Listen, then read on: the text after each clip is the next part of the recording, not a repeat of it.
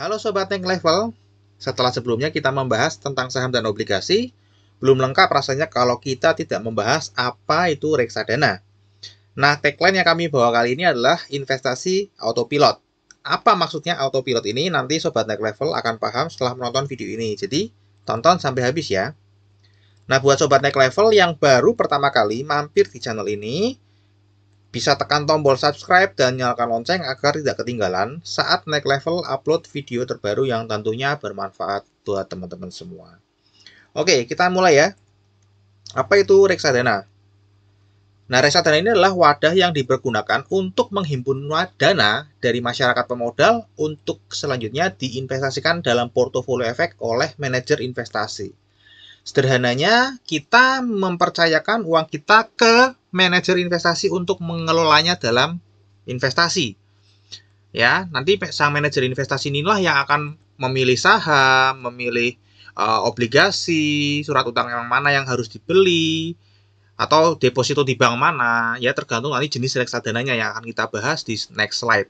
Ya, dan kita nanti tinggal menerima hasilnya setiap waktu teman-teman, setiap periode. Ini kan naik terus setiap waktu ya, jadi nggak ada periodenya. Pokoknya kalau besok naik ya ikut naik, kalau seminggu naik ya ikut naik gitu ya, tapi bisa turun juga ya. Kemudian kita akan bahas teman-teman ya, apa saja jenis-jenis reksadana. Nah, yang pertama ini adalah reksadana pasar uang.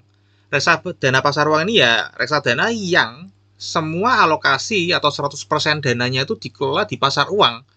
Pasar uang itu apa sih ya? Pasar uang itu contohnya deposito, sertifikat Bank Indonesia, atau obligasi yang jatuh temponya itu di bawah 1 tahun, teman-teman ya.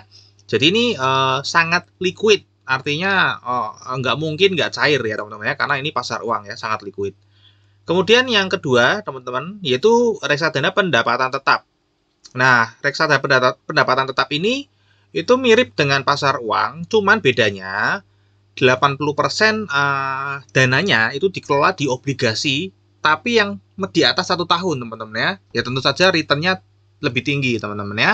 Dan 20%-nya di pasar uang. Ini juga memberikan pendapatan yang cukup stabil teman-teman ya. Buat teman-teman yang suka return atau pengembalian yang stabil, ini dua ini cocok teman-teman ya. Reksadana pasar uang dan reksadana pendapatan tetap. Bikin tenang ya, uangnya kita naik terus.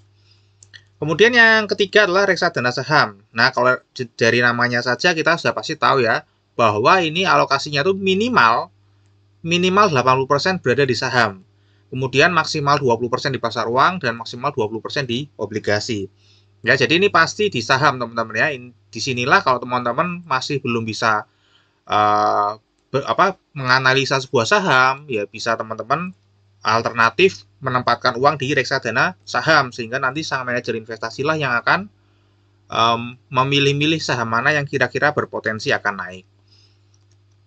Kemudian yang keempat yaitu reksadana campuran. Nah, kalau campuran ini ya reksadana yang campur-campur teman-teman ya. Jadi tapi per instrumen itu maksimum 80%. Jadi maksimum 80% di saham, 80% maksimum di pasar uang, 80% maksimum di obligasi, tergantung kondisi ekonomi saat itulah. Pokoknya sang manajer investasi ini pandangannya seperti apa, menurut dia yang paling baik yang mana, ya itu yang ditempatkan. Tapi tetap ada batasan maksimal ya teman-teman ya, 80% supaya untuk melakukan diversifikasi. Nah, kemudian kita akan bahas nih teman-teman ya, sudah tahu macam-macam jenis reksadana. Nah, kita harus tahu benefit dan resiko ya. Yang pertama kita akan bahas benefit dulu teman-teman ya. Yang pertama ini tadi saya sudah sebutkan, yaitu benefitnya itu autopilot. Nah, kenapa autopilot? Ya tadi sudah dijelaskan sedikit ya teman-teman ya. Karena pada intinya kita hanya menyerahkan uang kita ke manajer investasi, dan nanti sang manajer investasi inilah yang akan memilih atau mengelola uang kita. Ya, jadi kita terima bersih ya, terima bersih, nggak perlu pusing, pokoknya percaya aja. Gitu ya teman-teman ya. Kemudian yang berikutnya adalah bisa disesuaikan dengan profil risiko. Nah, ini bisa memilih teman-teman lebih bisa menerima resikonya tuh yang mana teman-teman ya. Misalnya kalau di reksadana saham mungkin returnnya atau pengembaliannya tuh cukup tinggi teman-teman, tapi disertai juga dengan resiko yang seimbang ya. Kalau teman-teman sukanya yang pasti-pasti aja, sukanya yang aman-aman aja ya, seperti itu bisa ditempatkan di pasar uang atau pendapatan tetap, teman-teman ya. Seperti yang di video sebelumnya membahas mengenai obligasi ya, itu investasi yang aman-aman atau pasti-pasti aja. Jadi pilihlah sang manajer investasi yang mengelola dananya di pasar uang dan pendapatan tetap, di obligasi saja. Jadi nggak ada sahamnya, teman-teman ya. Kemudian yang berikutnya adalah resiko. Nah, setiap investasi pasti ada resikonya. Jadi kita wajib tahu resikonya sebelum kita menempatkan uang kita, teman-teman ya. Yang pertama dulu NAB bisa turun, teman-teman ya. Nah, NAB itu apa? NAB itu adalah nilai aktiva bersih. Ya, jadi perhitungan reksadana ini adalah nilai aktiva bersih itu ya intinya apa ya? Pokoknya gini, teman-teman. Nanti ini akan kami bahas di video yang lain aja supaya lebih detail. Intinya kalau NAB turun itu ya nilai investasi kita turun ya. Ini kayak capital gain, teman-teman ya. Misalnya reksadana kita awalnya dana kelolaan kita 10 juta, ternyata pada saat mau dicairkan nilainya hanya 9 juta, jadi berkurang 10%. Nah, kok bisa ya kok turun seperti itu ya? Bisa, teman-teman, namanya investasi itu bisa naik, tentu saja bisa turun, kecuali teman-teman menempatkan investasinya di pasar uang atau obligasi, itu naik terus, teman-teman ya. Tapi kalau ada sahamnya, tentu bisa turun, teman-teman ya, NAB-nya.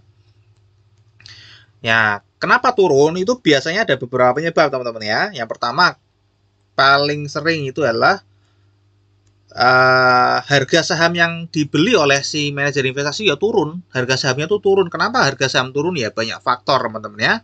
Yang paling fundamental faktornya ya kinerja perusahaannya turun atau profit yang dihasilkan oleh perusahaannya turun. Itu, teman-teman.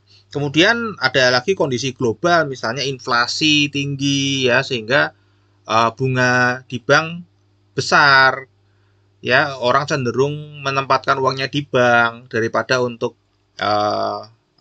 mutar uang di bisnis segala macam, teman-teman ya. Kemudian ada defisit neraca berjalan ya, ini kondisi-kondisi ekonomi secara global ataupun nasional, teman-teman ya. Kemudian stabilitas politik yang tidak kondusif, ada perang ya, politiknya lagi panas ya, sehingga semua orang tuh takut, itu, teman-teman ya. Atau ada kondisi sosial seperti bencana alam atau keamanan, teman-teman ya. Ini adalah resiko yang pertama, yaitu penurunan nilai investasi atau disebutnya adalah NAB-nya turun ya. Kemudian yang kedua adalah resiko one prestasi. Nah, one prestasi ini ya sesuai dengan namanya ya, artinya ingkar janji, teman-teman ya. Jadi tidak sesuai kesepakatan di awal. Jadi sehingga terjadi berpotensi menyebabkan hilangnya nilai investasi. Jadi teman-teman dalam memilih manajer investasi tentu harus berhati-hati ya. Nah, jangan sembarangan. Nanti kami juga akan bahas ya bagaimana tips-tips cara memilih manajer investasi untuk reksadana ya, teman-teman ya. Karena kita kan pada intinya reksadana itu mempercayakan uang ke manajer investasi. Jadi kita cukup memilih manajer investasi yang betul, yang benar, yang bagus, ya udah semuanya nanti yang mikir dia. Tapi kalau kita di awal saja sudah salah milih orangnya ya, maka hasil investasinya pasti akan kacau, teman-teman ya. Jadi ini resiko yang kedua, teman-teman ya, yaitu one prestasi atau tidak sesuai dengan janjinya. Kemudian yang ketiga adalah resiko likuiditas. Ini sama, teman-teman ya. Resiko likuiditas ini adalah resiko sulitnya cair nilai nilai dari investasi kita. Misalnya kita investasi 10 juta. Kemudian besok kita mau mencairkan, ternyata tidak bisa cair langsung besok, teman-teman ya. Harus menunggu. Kenapa? Ternyata salah satu portofolionya itu berada di salah satu saham yang likuiditasnya rendah. Ya, seperti yang sudah dibahas di video mengenai saham tersebut, ada resiko likuiditas saham. Nah, ternyata sang manajer investasi ini kan harus mencairkan sahamnya karena ada yang mau narik dana. Ternyata pada saat mau mencairkan sahamnya, nggak ada yang mau beli. Kalau dipaksain cairin, nilai sahamnya akan turun. Nah, sehingga dia harus menunggu waktu dulu beberapa waktu, lebih lama intinya, teman-teman. Nah, itu resiko yang ketiga, teman-teman ya. Resiko likuiditas, artinya dananya tidak liquid ya. Kita bisa aja mau nyairin hari ini tapi nggak cair-cair gitu ya, teman-teman ya. Nah, itu, teman-teman ya, benefit dan resiko dari reksadana. Nah, kalau mau beli reksadana itu caranya gimana dan di mana nanti akan kami bahas di video terpisah supaya nggak terlalu panjang videonya. Untuk kali ini kita akan bahas sampai sini dulu, teman-teman ya. Terima kasih sudah menonton dan teman-teman Mohon dukungan untuk channel ini dengan subscribe, like, dan share ke teman-teman. Ya, agar kita semangat nih dalam memberikan video-video edukasi seperti ini teman-teman ya. Dan jangan lupa tekan tombol lonceng agar mendapatkan notifikasi saat naik level upload video terbaru teman-teman ya. Oke, terima kasih buat teman-teman semua.